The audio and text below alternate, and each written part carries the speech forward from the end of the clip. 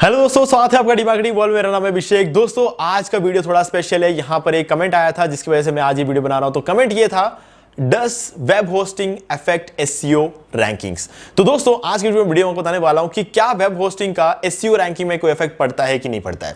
तो गाइज इसको जानने के लिए इस वीडियो को अंत तक जरूर देखते रहे। बहुत ही ज्यादा इंटरेस्टिंग वीडियो रहने वाला है और साथ में एक डिस्काउंट लिंक भी दे रहा हूं आपको इसी वीडियो के डिस्क्रिप्शन में, जो कि वेब होस्टिंग का रहेगा, जिसको जाकर परचेस आपको मिलेगा टोटल 75% का डिस्काउंट। तो गाइज बहुत ही बढ़िया ऑफर चल रहा है, आप चाहे तो इसका फायदा उठा सकते हैं। तो दोस्तों इस वीडियो को स्टार्ट करें, आप जल्दी चैनल को सब्सक्राइब और बेल आइकन प्रेस, क्योंकि इसी से हमारे आगे आने वाले वीडियो के नोटिफिकेशन आपको मिलते रहेंगे। तो दोस्तों चलिए शुरू करते हैं। सो गाइज जब मैं यूजुअली 3 या 4 दिन में एक बार क्या अपने सारे कमेंट सेक्शन में जाता हूँ, बहुत सारे कमेंट्स को एक साथ पढ़ता हूँ, तो इसके बीच में मैंने एक कमेंट पढ़ा और मुझे ऐसा लगा कि ये कमेंट बहुत पहले क्यों नहीं आया। और ये भी सोचा कि अगर ये कमेंट आया, इसका मतलब जिस भी बंदे ने इस कमेंट को किया है उस बंदे ने उस वीडियो को पूरा नहीं देखा, या फिर पूरा देखा होगा, या शायद वो मैसेज सही तरीके से कन्वे नहीं हुआ हो वीडियो में, ऐसा भी हो सकता है। चलो कोई दिक्कत नहीं, इस वीडियो में हम सारी चीजें क्लियर कर देंगे। तो यहाँ पे एक्चुअल में सवाल ये था कि क्या वेब होस्टिंग का एसईओ रैंकिंग पे इफेक्ट पड़ता है क्या।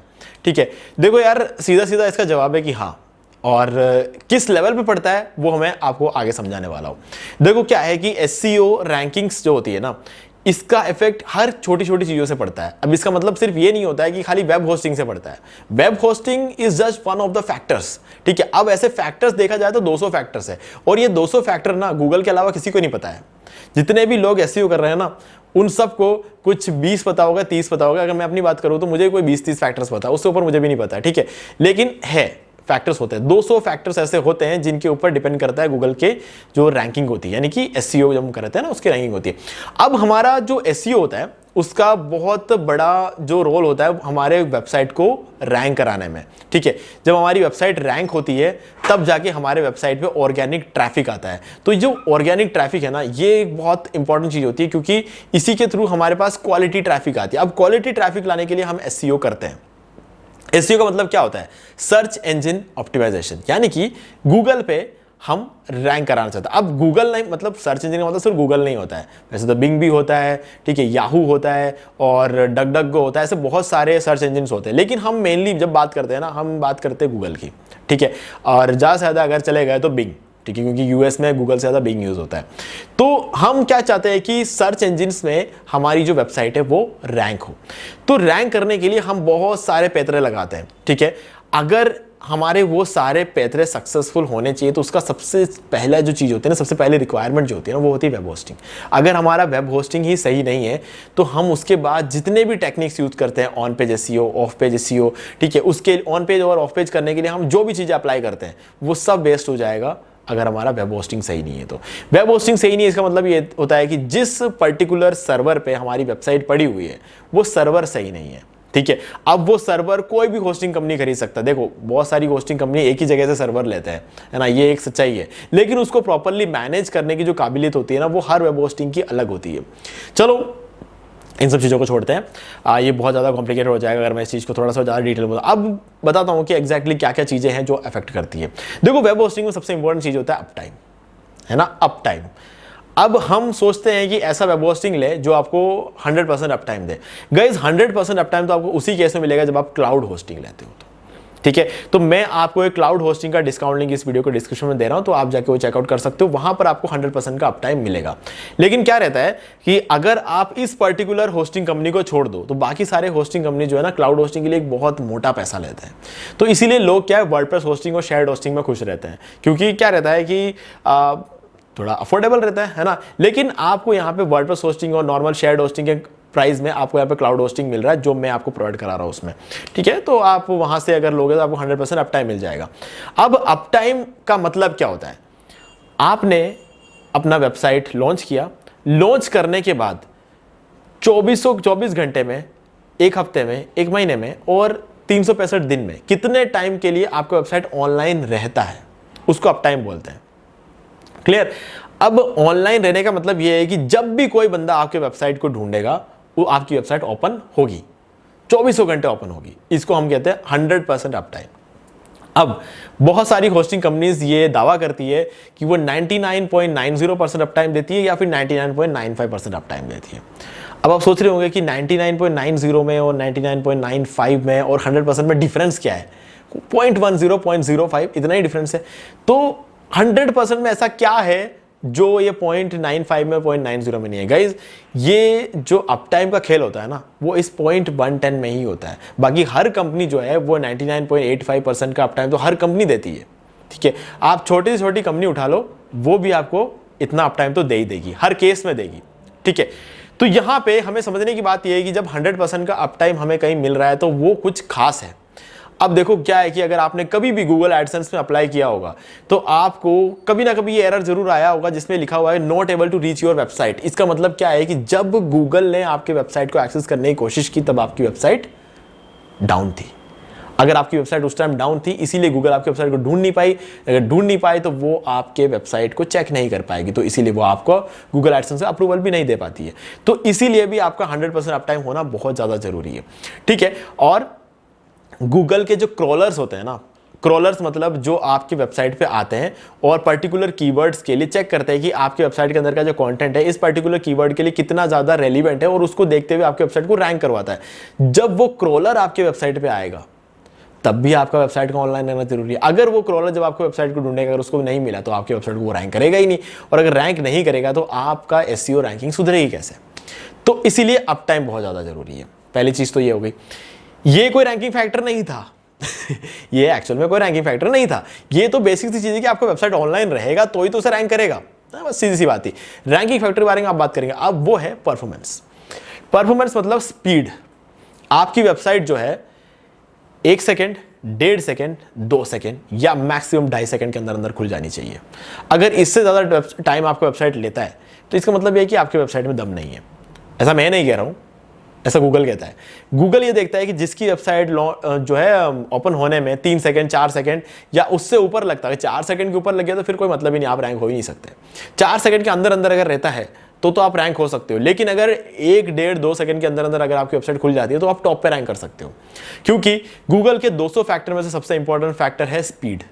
जिसकी वेबसाइट जल्दी खुलेगी उसकी वेबसाइट को लोग देखेंगे, जिसकी वेबसाइट जल्दी नहीं खुलेगी लोग उसको छोड़ के कहीं और चले जाएंगे। किसी के पास टाइम नहीं है, आपकी वेबसाइट 10 सेकंड लेके खुल रही है तो 10 सेकंड बैठ के देखते रहेंगे, कोई नहीं देखने वाला, ठीक है। अगर आज के डेट में Amazon जैसी वेबसाइट भी 10 सेकंड का टाइम लेती है ना, लोग छोड़ के चले जाएंगे और फ्लिपकार्ट से खरीद लेंगे। जबकि वो ये नहीं सोचेंगे कि इतने सालों से हम Amazon ले रहे थे। लोगों के पास टाइम है ही नहीं भाई, लोग वीडियो भी नहीं देखते। अभी तो आधे लोगों ने वीडियो बंद कर दिया होगा अभी तक, ठीक है, मेरे को पक्का पता है, क्योंकि रील्स देखना है ना। तो इसीलिए क्या है कि वो जो 10 सेकंड होता है ना, 10 सेकंड में अगर किसी की वेबसाइट अगर नहीं खुली, खेल खत्म है उसका, है ना। तो अब भले अमेजोन भी हो, अब बाकी जो छोटे छोटे होते हैं उन लोगों का तो 4 सेकंड में खेल खत्म हो जाएगा, क्योंकि वो नए वेबसाइट्स होती है, उनकी किसी को ज़्यादा डिमांड होती नहीं है। गलती से 1-2 बंदे आते हैं, अगर वो भी उस टाइम अगर वेबसाइट नहीं भी खुली तो खत्म हो जाएगा। उसके बाद आपकी वेबसाइट का रैंक होने के कोई चांसेस नहीं है। तो इसीलिए आपका सही जगह से होस्टिंग लेना बहुत ज़्यादा जरूरी है, क्योंकि जब आप सही जगह से होस्टिंग लेते हो आपको अच्छा खासा परफॉर्मेंस मिलता है। अब परफॉर्मेंस किस चीज़ पे बेस्ड होता है? देखो, परफॉर्मेंस की अगर बात करें तो कुछ रिसोर्सेस होते हैं जिसके बारे में हम कभी सोचते भी नहीं है। हम रिसोर्सेस के बारे में कभी सोचते ही नहीं है। अब बताता हूँ रिसोर्सेस क्या होते हैं। देखो, जब आप होस्टिंग खरीदने जाते हो ना तो वहां पर क्या लिखा होता है नॉर्मली, आपको एक पर्टिकुलर प्लान के अंदर क्या लिखा होता है मैं बताता हूँ। आप एक वेबसाइट होस्ट कर सकते हो, 50 GB का SSD स्टोरेज, अनलिमिटेड बैंडविड्थ या फिर 100 GB बैंडविड्थ, 200 GB बैंडविड्थ, ठीक है, ये लिखा होता है। और वर्डप्रेस इंस्टॉलेशंस, ये मतलब सॉफ्टवेयर एप्लीकेशन के बारे में लिखा होगा, 24/7 सपोर्ट के बारे में लिखा होगा, ठीक है। और इसके अलावा आपको उसके अंदर कितना आइनोड रेस्ट्रिक्शन लग रहा है वो बताया हुआ होगा, डेली बैकअप्स के बारे में बताया होगा, कौन सा सर्वर है ये बताया होगा, ठीक है। और इसके अलावा भी 2-4 चीज़ें और आपको मिल जाएगी, जैसे कि हो गया अगर हम बात कर लें क्या बोलते हैं, प्रायोरिटी सपोर्ट के बारे में वहाँ पे लिखा हुआ होगा। और इसके अलावा आपका जो नेम सर्वर्स होंगे उसके नेम सर्वर के बारे में लिखा होगा, क्लाउडफ्लेयर का नेम सर्वर यूज़ किया गया है कि कहाँ का यूज़ किया गया है, और आपको स्टेजिंग टूल मिलता है कि नहीं मिलता, क्लोनिंग टूल मिलता है कि नहीं मिलता, इन सब चीज़ों के बारे में लिखा होता है। लेकिन गाइस, ये सारी चीज़ें रिसोर्सेस नहीं होती है। आपने इन सब चीज़ों के बारे में जाना होगा, समझा होगा, पढ़ा होगा, लेकिन आपको रिसोर्सेज के बारे में ज़्यादातर होस्टिंग कंपनीज नहीं बताती है। रिसोर्सेज के बारे में मैं बताता हूँ आपको। देखो, रिसोर्सेज मेनली 3 होते हैं।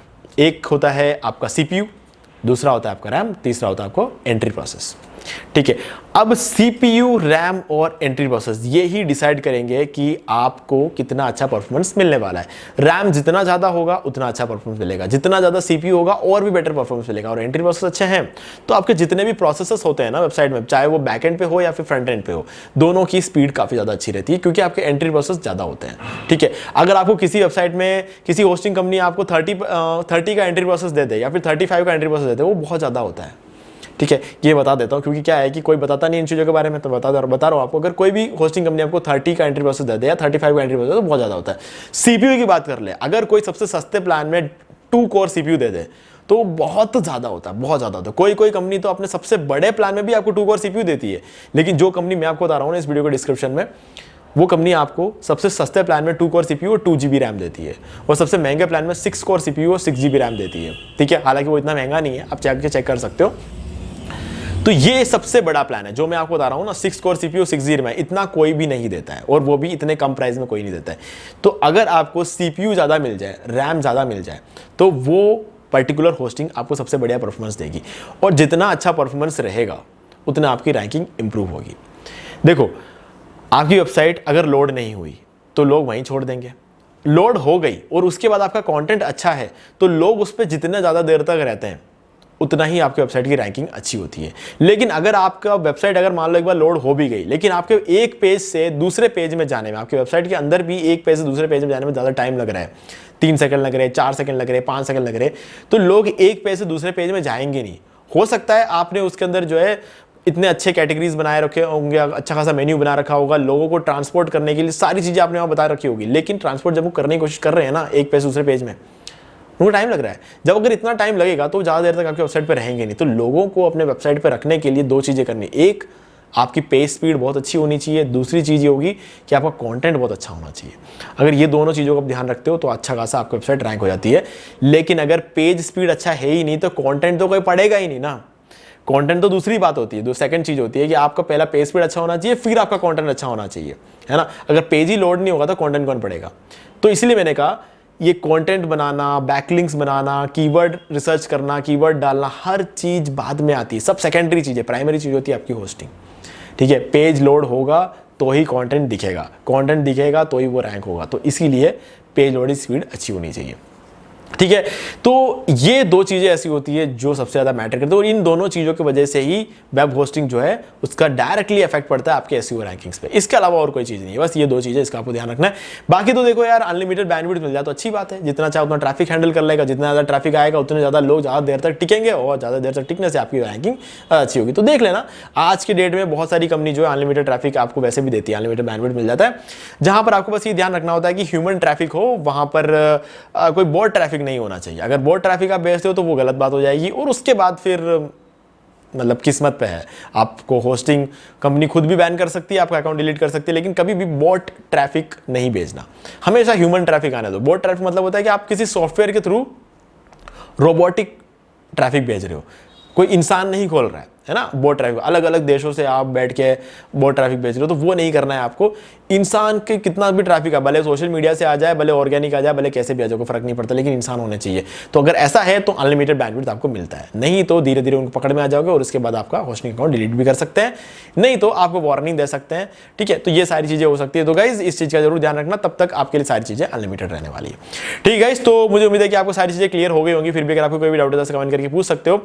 वेब होस्टिंग का डिस्काउंट लिंक आपको इस वीडियो के डिस्क्रिप्शन में मिलेगा, डायरेक्ट जाकर वहां से आप चेकआउट कर सकते हो, और आपको अच्छा लगे तो आप उसे परचेज भी कर सकते हो। तो दोस्तों आज के वीडियो में इतना ही, देखने के लिए आपका बहुत बहुत धन्यवाद। तो दोस्तों मुझे उम्मीद है कि आपको ये वाला वीडियो अच्छा लगा होगा। अब यहाँ पर 2 और वीडियोस उनको आप जरूर देखना चाहिए। इनको देखने के बाद आपको वर्डप्रेस से रिलेटेड जितने भी क्वेरीज है वो और भी क्लियर हो जाएंगे। और गाइस अगर आपको ये वाला वीडियो लाइक जरूर कर दो, चैनल को सब्सक्राइब करके बेल आइकन प्रेस करें, क्योंकि इसी से हमारे आगे वाले वीडियोस की नोटिफिकेशन मिलते रहेंगे। तो दोस्तों आज के वीडियो में इतना ही, देखने के लिए आपका बहुत बहुत धन्यवाद।